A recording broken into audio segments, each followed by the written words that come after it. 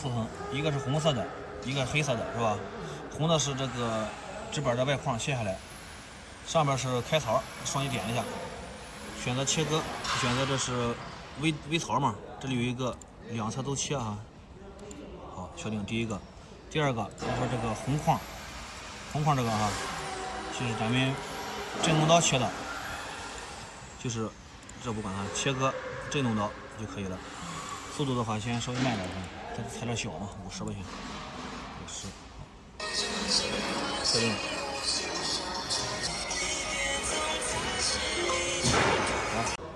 好，进来之后图形进来了，你看看图形哈，可以看文件，这刚才的图形是吧？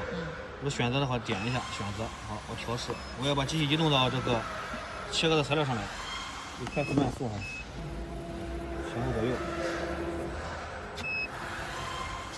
这是咱们切的材料是吧？这材料小点哈，这是快速或慢速哈，或慢速，哎，这个好定位，走边框。好，我再往后来点哈，就根据材料大小来定这个位置哈，定位，走边框。刀口有点长，行，试试没事。这开始了哈。先开槽。